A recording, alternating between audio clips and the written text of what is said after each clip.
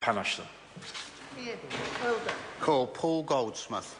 Thank you, Mr. Speaker, and I'm struggling to know what quite to make of that previous comment and contribution to the House by Mr. Mallard.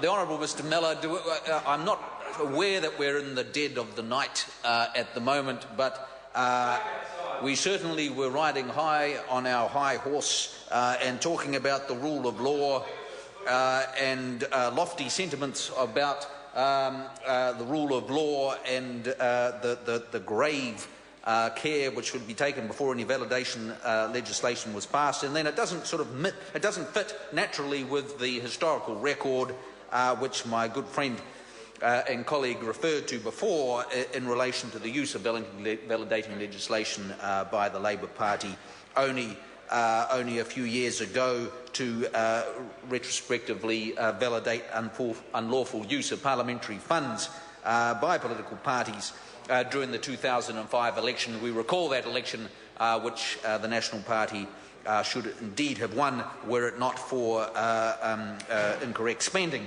at the last moment.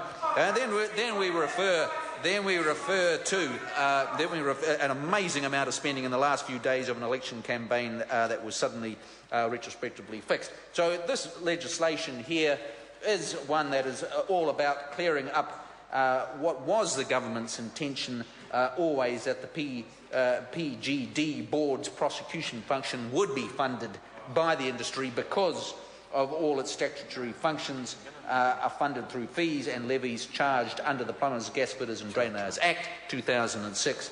It is appropriate for the industry to pay for this activity because it is the industry that benefits from maintaining high standards and from preventing unqualified people taking work from skilled tradesmen. And we all want to know that our plumbing and our drains are done effectively and properly, and this industry does need to be policed. And so it hadn't operated effectively, and this legislation retrospectively sorts that out. And it is not something that you do lightly, but there is a long and healthy tradition of doing this where it is required for the best interests.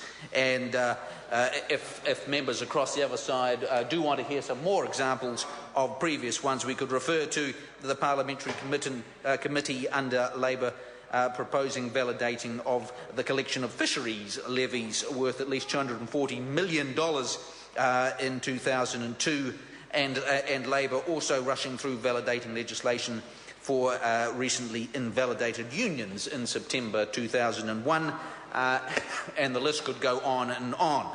And so here I think what we have tonight is a practical piece of legislation that is fixing a problem that has come up. We don't need to stand and wail and gnash our teeth on the other side as if this is the first time this has ever happened in Parliament.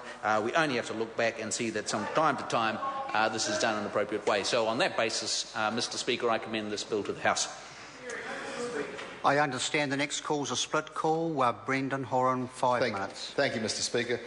Sir, I'm just absolutely amazed that